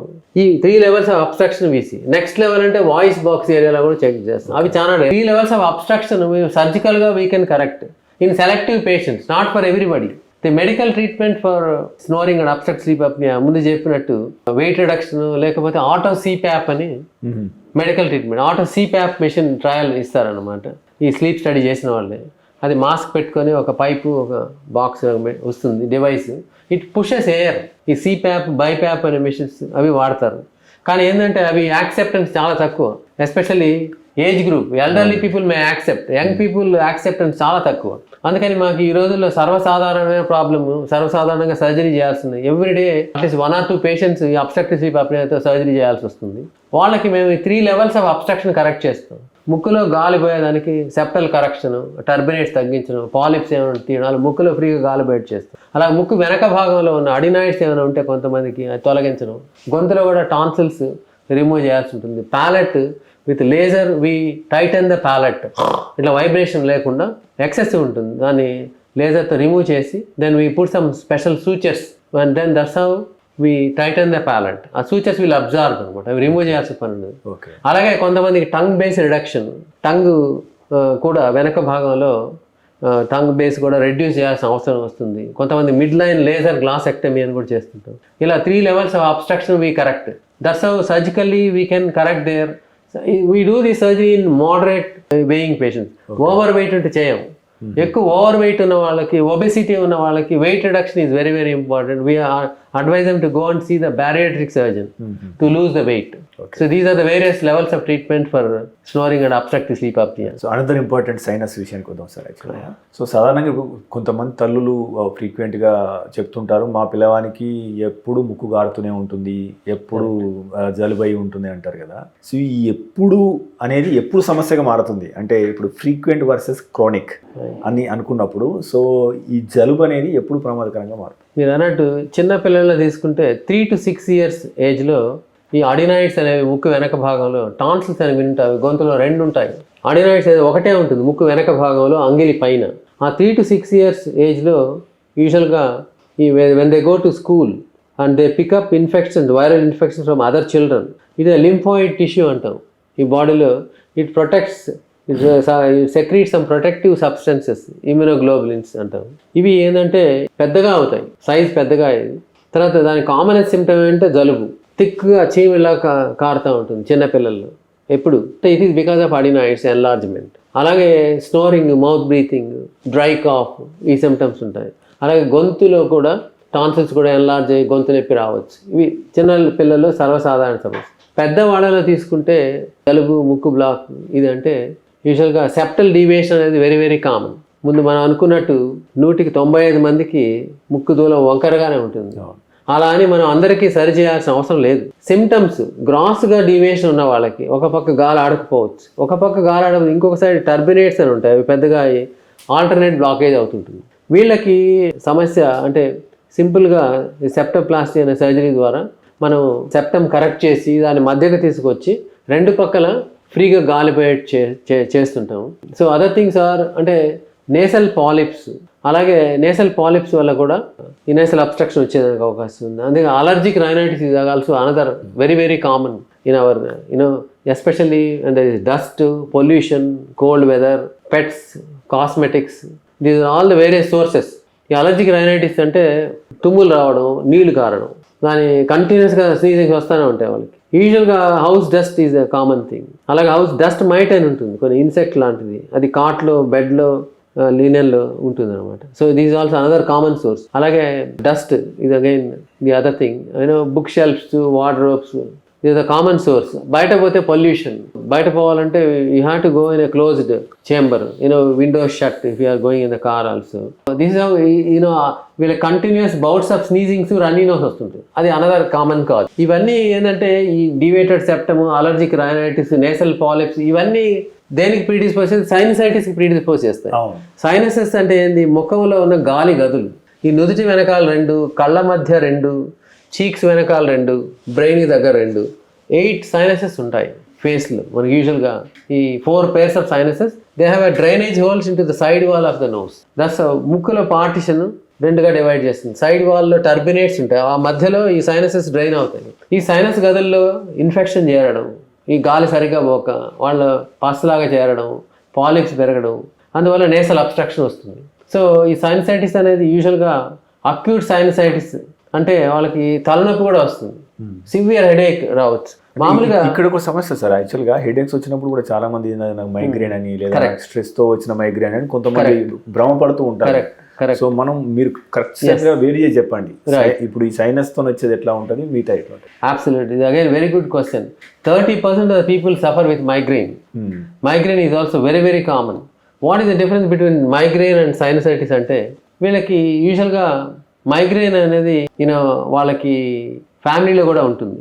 తర్వాత ఒక సైడు హెడేక్ వస్తుంది, తర్వాత నాసియా, వామిటింగ్ ఉంటుంది. మైగ్రేన్ హెడేక్ ట్రావెల్ చేస్తే వస్తుంది, నిద్ర సరిగ్గా పోకపోతే వస్తుంది, నిద్ర ఎక్కువైనా వస్తుంది, తర్వాత టైంకి తినకపోతే వస్తుంది. కొన్ని ఫుడ్స్ ట్రిగర్ చేస్తాయి, చాక్లెట్స్, స్వీట్స్, కొన్ని పుల్లగా ఉండే ఫ్రూట్స్ కూడా they can trigger. Like they know they have some triggering factor. నిద్ర, తర్వాత స్క్రీన్ టైం, ఈ కంప్యూటర్, ల్యాప్టాప్స్, తర్వాత ఫోను ఎక్కువసేపు చూడడం, ఇవన్నీ triggering factor for migraine. That is one thing. 2 problems కూడా ఉండొచ్చు కొంతమందిలో. సైనస్ అంటే we'll have nasal symptoms, nasal blockage, nasal discharge, that's different. And facial pain, mid facial pain ఉంటుంది. యూజువల్గా ఇది మైగ్రేన్ ఉన్న వాళ్ళకి intolerance to the light, intolerance to the sound, they very very classical history. చిన్న శబ్దం కూడా వాళ్ళు భరించలేరు. సో అది classical migraine triggering factors avoid చేయమంటారు. ఆ ట్రిగరింగ్ ఫ్యాక్టర్ ఏది వల్ల వస్తుందో అని అవాయిడ్ చేయమంటారు. లేకుంటే మెడికేషన్ తీసుకోవాల్సి ఉంటుంది. మైగ్రేన్ మందులు ఉంటాయి, అది తీసుకుంటే తగ్గుతుంది. They need prolonged course of medication. Coming to sinusitis అంటే you have nasal discharge, nasal blockage, post nasal discharge and dry cough. ఈ సిమ్టమ్స్ రికరెంట్గా వస్తూ అంటే 3 months కంటే ఎక్కువ ఉంటే ఇదే మరి జలుబు, దాన్ని క్రానిక్ సైనసైటిస్ అంటాం. క్రానిక్ సైనసైటిస్లో పెయిన్, హెడేక్ ఏమి రాదు. యూజువల్గా some heaviness of the face, బరువుగా ఉండడం ముఖం, తర్వాత సమ్ మిడ్ ఫేషియల్ పెయిన్ కొంతమంది కంప్లైంట్ చేయొచ్చు. కానీ చాలామంది మీకు సైనసైటిస్ ఉందంటే నాకు హెడేక్ లేదు డాక్టర్ అంటారు. That's immediate reaction of the patient. కానీ headache is only common in acute sinusitis which is only seen in the cold వెదర్లో. క్రానిక్ అయిపోతే హెడేక్ అంత సివియర్ హెడేక్స్ ఏమి రావు, బట్ డిశ్చార్జ్ ఉంటుంది, దగ్గు వస్తుంటుంది. Cough, dry cough is a common symptom of sinusitis. So how do you diagnose? As clinical examination, history, nasal endoscopic examination ద్వారా మనం అవుట్ పేషెంట్లో చూస్తే వాళ్ళకి బాగా డివేటెడ్ సెప్టమ్ ఉండడం, ఒక పక్క టర్బినేట్స్ పెరిగి ఉండడం, సైనస్ డ్రైనేజెస్లో పాలిప్స్ కానీ సమ్ డిశ్చార్జ్ కానీ ఉంటుంది. So fungal sinusitis also very very common nowadays. Fungal material is seen in the nose. This is how we diagnose sinusitis. And CT scan of the paranasal sinuses. CT scan చేసిన ద్వారా మనం diagnosis చేయగలం. Sinus ఉన్నదా లేదా, migraine మీరు అన్నారు కదా. So like that sinusitis is diagnose by HRCT paranasal sinuses. దాంట్లో 100% మనం డయాగ్నోస్ చేయగలం. సో డాక్టర్ గారు మీ నుంచి మీరు ఖచ్చితంగా తెలుసుకోవాల్సింది ఏంటంటే, సరే సైనసైటిస్కి ఆపరేషన్ చేస్తారు, ఓకే, బట్ సమ్ టైమ్స్ ఈ ఆపరేషన్ ఫెయిల్ అవుతుంది. చాలా మంది భయం ఏంటంటే ఒకసారి ఆపరేషన్ చేసిన తర్వాత ఫెయిల్ అయితే ఎట్లా, అసలు ఈ ఫెయిల్ కాగడానికి కారణం ఏంటి, అసలు ఆ పేషెంట్ ఒకవేళ సైనసైటిస్ ఉంటే ఎలాంటి ఆపరేషన్, ఎటువంటి సర్జన్ దగ్గర ఎలా చేయించుకోవాలి, ఎలాంటి జాగ్రత్తలు తీసుకోవాలి? Again it's very very important question, common question also. Yes, it is a simple problem only, but unfortunately failure of surgery, I must say, ఎందుకంటే ముక్కు దూలం వంకరగా ఉండడం, దాన్ని కరెక్ట్ చేయడం, 2 పక్కల ఫ్రీగా గాలిపోవడం చేయడం, that is the first aim. ముక్కులో 2 పక్కల ఫ్రీగా గాలిపోతుంటే ఈ సైనస్ డ్రైనేజెస్ బ్లాక్ కాకుండా ఉండడం, sinusitis can be prevented. Fresh air 2 సైడ్లు పోతూ ఉండడం. అంటే మీరు అన్నట్టు రిపీటెడ్గా ఎందుకు వస్తుంటుంది? అన్ఫార్చునేట్లీ ది కాన్సెప్ట్, ఈ డీవేటెడ్ సెప్టమ్ అనేది ఆ correction it's a very delicate thing. It is simple surgery only. కానీ unfortunately the experience of the surgeon it matters there. చాలామంది ఏదో నేర్చుకో ఉంటారు, వెనకాల పోయి వంకలను తీస్తారు, కానీ ముందు కరెక్ట్ చేయరు. మేము చేసే రివిజన్ ఆపరేషన్ ఎక్కువ ఏదైనా ముందులోనే పార్టిషన్ ఇక్కడ నుంచి గొంతు వరకు పోతుంది. ఆ ముందు కరెక్ట్ చేయకపోతే గాలి పోదు. So unfortunate on the table they try to do everything, but some times I think they incur failures. అంటే తెలిసి ఎవరు చేయరు, తెలియకుండా with their limited experience they may not correct surgically. అందరికీ స్ట్రైట్ సెప్టమ్ ఏమి ఉండదు, కాకుంటే ముందు భాగంలో ఈ సెప్టల్ కరెక్షన్ చాలా ముఖ్యం. అది కరెక్ట్ చేస్తేనే వెనకాల గాలిపోతుంది. Okay, that's why failure. అందుకని experience of the surgeon matters. Secondly, nasal polyps అనేవి, అలాగే ఫంగల్ సైనసైటిస్ అనేవి, they are known to recur. Simple sinusitis, chronic sinusitis వాళ్ళకి సర్జరీ చేస్తాం. ఏం సర్జరీ చేస్తాం? ఎండోస్కోపిక్ సైనస్ సర్జరీ ఏం చేస్తాం అంటే సైనస్ డ్రైనేజెస్ ముక్కు సైడ్ వాళ్ళలో ఉన్న న్యాచురల్ ఓపెనింగ్స్ వైడెన్ చేస్తాం. వాటి లోపల ఉండే మెటీరియల్స్, అన్హెల్తీ మెటీరియల్స్ రిమూవ్ చేసి వెంటిలేట్ చేస్తాం, గాలి ఉండేటట్టుగా చేస్తాం. అది ఎండోస్కోపిక్ సైనస్ సర్జరీ, ఫెస్ట్ అంటారు, ఫంక్షనల్ ఎండోస్కోపిక్ సైనస్ సర్జరీ. కానీ అవి వాటిల్లో రికరెన్స్ ఏమి రావు. సెప్టమ్ కూడా ఎక్స్పీరియన్స్ సర్జరీ చేస్తే ప్రాబ్లం ఏమి ఉండదు. Okay, that's where experience surgeon matters. అలాగే రికరెన్స్ వచ్చేది ఏంటంటే ఈ నేసల్ పాలిప్స్ అనేవి, fungal sinusitis, allergic fungal sinusitis is very very common nowadays. Sinus గదుల లోపల ఈ లాట్ ఆఫ్ ఇయర్స్ వెంటిలేషన్ లేక వాటిలో ఫంగస్ అంటే ఒక మట్టి ముద్దల్లాగా మెటీరియల్స్ ఫామ్ అవుతాయి. అలాగే రబ్బరీ జెల్లీ లాగా మెటీరియల్స్ వస్తుంటాయి. దీన్ని అలర్జిక్ ఫంగల్ సైనసైటిస్ అంటాం. ఇది లంగ్స్లో కూడా ఉండొచ్చు. ఈ బ్రాంకోపల్మనరీ ఆస్పర్జిలోసిస్ అంటారు. సో ఈ సమస్యలు తిరిగి మరలా వచ్చి మరలా వాళ్ళకి రిపీటెడ్ సర్జరీస్ అవసరమయ్యేదానికి అవసరం ఉంటుంది. కానీ ఆ సింపుల్ క్రానిక్ సైనసైటిస్ రికరెన్స్ ఏమి రాదు. Once you do the good correction of the septum and ventilate all the sinuses, it can be cured. కానీ మేము ఎప్పుడు ఈ నేసల్ పాలిప్స్ ఉన్న వాళ్ళకి ఆస్మా కూడా ఉంటుంది. Asthma can aggravate, can cause recurrence of the polyps. అందుకని వాళ్ళ regular follow up is necessary అని చెప్తాం. నేసల్ పాలిప్స్, ఫంగల్ సైనసైటిస్ ఉన్న వాళ్ళకి పీరియాడిక్ చెకప్ 3 monthsకో 6 monthsకో ముక్కులో ఎండోస్కోప్ పెట్టి చూసి మళ్ళీ ఏమైనా రికరెన్స్ సూచనలు ఏమైనా ఉంటే మందుల ద్వారా వాళ్ళకి నయం చేయొచ్చు. కాబట్టి మీరు అన్నది వెరీ గుడ్ క్వశ్చన్. కానీ these are the patients who need long term follow up. Not every sinusitis patient needs long term follow up. మనం చేతిలో కొన్నిసార్లు వినికిడి శక్తిని పాడు చేసుకుంటున్నాము. ఇప్పుడు ఫర్ సపోజ్ ఇయర్ బడ్ అంటే ఇయర్లో పెట్టుకునే బడ్ అనుకుంటారు అందరూ యాక్చువల్గా. అసలు ఇయర్ బడ్ వాడాలా వద్దా, దీని గురించి చెప్పండి. ఇయర్ బడ్స్ బేసిక్గా as they are commonly available everywhere. ముందు నేను చెప్పినట్టు ఇది ear canal skin has a self cleaning action. Ear canal skin it will drive out the wax for majority of the people. I would say 95% of the people ear కెనాల్లో ఉండే wax ఆ చర్మానికి self cleaning action ఉంటుంది కాబట్టి అది మెల్లిగా it will drive out. అందుకనే buds పెట్టద్దు అని చెప్తాం. బడ్స్ పెట్టి మనం బయటకు వచ్చే వ్యాక్సిన్ లోపలికి పెడుతుంటాం అంటే we cannot see it. Second, ear canal is not something straight, it has bends and curves. అందుకని కూడా you can injure the ear canal. Ear canal is very sensitive. ఈ బడ్స్ పెట్టి అంటే అలవాటు చేసుకుంటే అది తిప్పాలనే అనిపిస్తూ ఉంటుంది ఆ దురదతో. తర్వాత కొంతమంది స్నానం చేసి బడ్స్ పెట్టి తిప్పుతుంటారు. అవంతా అవసరం లేదండి. ఓకే, వాటర్ చెవిలోకి పోతే వాటర్ ఎక్కడ పోదండి. It will not go anywhere. Ear drum is the dead end. మనం టవల్ పెట్టి స్నానం చేసేట్లు అంటే వాటర్ వచ్చేస్తుంది. అంతేగాని లోపల మనం బడ్స్ పెట్టి తిప్పితే సున్నితమైన year canal skin it can B bruised. అది దానికి ఇంజ్యూరీ అయితే ఇయర్ కెనాల్ స్వెల్లింగ్ వచ్చి ear canal infections can cause very severe pain. అందుకని ఇయర్ బడ్స్ యూజ్ చేయడం మంచిది కాదు. we always tell them, so because there is self cleaning action, కానీ a small percentage of the population needs ear canal wax removal. వాళ్ళకి hard wax accumulate అవుతుంటుంది. Maybe ఒక 2-3% of the people. అలా ఉన్న వాళ్ళకి we give some softeners, wax dissolving drops ఇచ్చి మెత్తగా దానికి 4-5 days డ్రాప్స్ వేసుకొని వచ్చి మైక్రోస్కోప్లో అవుట్ పేషెంట్లో మైక్రోస్కోప్ కింద వ్యాక్యూమ్ సక్షన్ ద్వారా వీ కెన్ రిమూవ్ చేస్తాం. So that's what is necessary. Otherwise bud usage is not at all advisable. ఫైనల్గా సార్ ఇంటర్వ్యూ ముగించే ముందు, సో మీకు అంటే ఇన్ని దశాబ్దాల అనుభవం ఉన్నది, ముఖ్యంగా మీరు లండన్లో చాలా ప్రతిష్టాత్మక సంస్థల్లో చదివారు. గత 20 ఏళ్ళుగా మీ రంగంలో ఈఎన్టీ రంగంలో ఎలాంటి అభివృద్ధి వస్తూ వచ్చింది, అది రోగి జీవితాన్ని ఏ రంగా మారుస్తూ వచ్చింది? ముఖ్యంగా ఇప్పుడు ఏ మీద $trillions ఆర్ ఇన్వెస్టింగ్. నెక్స్ట్ 10 yearsలో what are the great inventions are in the pipeline in your sector? దాని ద్వారా రోగికి ఎలాంటి స్వాంతన జరిగే అవకాశం ఉందని మీరు అంచనా వేస్తున్నారు? Again, as you said, in the last 4 decades, lot of changes happened in ENT surgeries.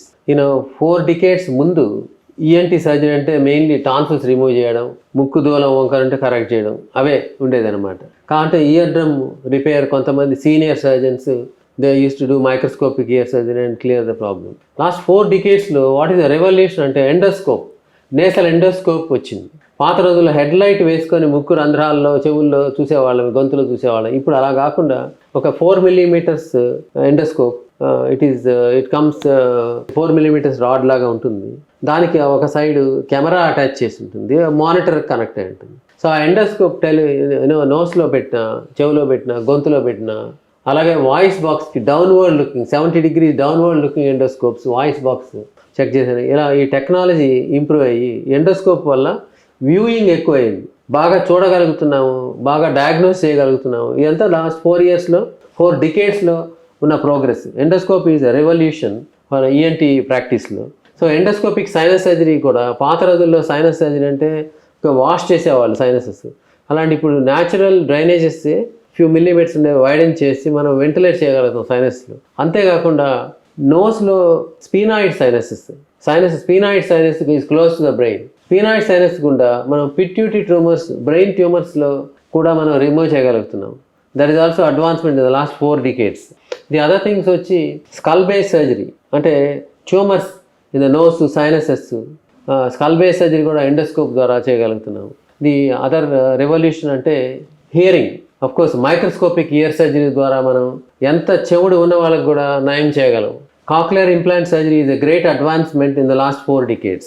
ఎంత బ్రహ్మచెవుడు ఉన్న వాళ్ళకి కూడా మనం అర్లీ డయాగ్నోసిస్, పిల్లలకైతే వినిపించేట్టు చేసి వాళ్ళకి మాటలు వచ్చేటట్టు చేయగలుగుతున్నాము. అలాగే పెద్దవాళ్ళలో కూడా ఆల్మోస్ట్ 80 years ప్లస్ ఉన్న వాళ్ళకి కూడా హియరింగ్ ఎయిడ్స్ కూడా ఉపయోగపడకపోతే వయసుతో వచ్చిన ప్రాబ్లంకి కాక్లియర్ ఇంప్లాంట్ లోకల్ అనస్థీషియాలో చేసి we are providing the hearing. This is also an advancement. Okay. The other things like facial plastic surgery is also my field of interest. We do correct breathing and also we do the cosmetic surgery of the nose. అలాగే చెవులు లేని వాళ్ళకి rib cartilage తీసి చెవి shape చేసి year కూడా ఏర్పరచగలుగుతున్నాము. అలాగే hearing కూడా ఇవ్వగలుగుతున్నాము. అంతేకాకుండా ఫేషియల్ పెరాలసిస్, చెవిలో వచ్చే ట్యూమర్స్ వల్ల ఫేషియల్ పెరాలసిస్ కూడా వస్తుంది. వాళ్ళకు కూడా ఈ మన వేరియస్ ప్రొసీజర్స్ ఉన్నాయి. Facial paralysis, deep line face lift అని, అలాగే ఈ నర్వ్ అనాస్టమోసిస్ చేసి ఫేషియల్ నర్వ్ ఫంక్షన్ ఇంప్రూవ్ చేయగలుగుతున్నాం. This is all the evolution in the facial plastic surgery. అలాగే వాయిస్ సర్జరీ, ఎంత వాయిస్ ప్రాబ్లం ఉన్న వాళ్ళకి కూడా వాయిస్ ఇంప్రూవ్ చేయగలుగుతాం. వాయిస్ సర్జరీ కానీ, అలాగే snoring and obstructive sleep apnea surgery. These are all the changes happen in the last 4 decades. Nowadays we are using robots also. Robotic surgery కూడా, head and neck cancer surgery, అలాగే tongue base reduction, obstructive sleep apnea కూడా robotic surgery tongue base reduction చేసి వాళ్ళకి snoring OSA నయం జరుగుతాం. అలాగే oropharyngeal tumours also robotic హెల్ప్తో కూడా మనం చేయగలం. అలాగే laser surgery is a revolution. Again I been using lasers for last 4 decades. Vocal cord cancer, స్వరపేటికలో వచ్చే నాడ్యూల్స్, బెనైన్ నాడ్యూల్స్ రిమూవ్ చేస్తే వెంటనే వాళ్ళ వాయిస్ నార్మల్ అవుతుంది. Vocal cord cancer, smoking, alcoholism వచ్చిన వాళ్ళకి నేను డే కేర్ లేజర్ సర్జరీ ద్వారా అర్లీ క్యాన్సర్, ఒక డే కేర్ లేజర్ సర్జరీ అంటే పొద్దునొచ్చి సాయంత్రానికి క్యాన్సర్ నయం చేయగలుగుతున్నాం. వోకల్ కార్డ్ క్యాన్సర్ అర్లీగా వచ్చిన వాళ్ళకి. లేదంటే వాళ్ళకి alternative treatment is only the radiation, 6 weeks of radiation, which is expensive and especially elderly people it's very painful. అలా డే కేర్ లేజర్ సర్జరీ ద్వారా వోకల్ కార్డ్ క్యాన్సర్ నయం చేయగలుగుతున్నాము. అంటే these are all the advancements happen in the last 4 decades. Okay, next 10 years లో మీ అంచనా ఏంటి sir? ఈ రంగంలో బాగా పరిశోధన జరుగుతుంది, ఈ మార్పులు వచ్చే అవకాశం ఉందని చెప్పడానికి. అంటే next 10 years, just I think it's the science, it always advances. As the certainly there will be definitely lot of changes can happen. Already we have seen so much of change in our experience. In future ante, yes, I think the head and neck cancer surgery treatment also, there is a lot of revolution. Immunotherapy is one thing. I mean, chemotherapy and other things are there. Immunotherapy is also an advancement in the head and neck cancer surgery. That also belongs to ENT surgeons actually. That is also happening. Again, as I said earlier, robotic surgery, robotic help to kuda మనం crucial ఏరియాస్లో surgery చేసి మనం చాలా సమస్యలు నయం చేసేదానికి కూడా ఫ్యూచర్లో అవకాశం ఉంది. Thank you so much, I really appreciate. Thank you sir, thank you very much. ఇంకో టిండిటస్ లాంటి కొన్ని అడుగుదాం అనుకున్నాం, నెక్స్ట్ మళ్ళీ కలిసినప్పుడు వెళ్తాము. So thank you for your valuable time sir. So thank you very much. So మీరు ఎన్నో అంశాల మీద విలువైన సమాచారం ఇచ్చారు. Thank you very much. Thank you అండి, నమస్తే.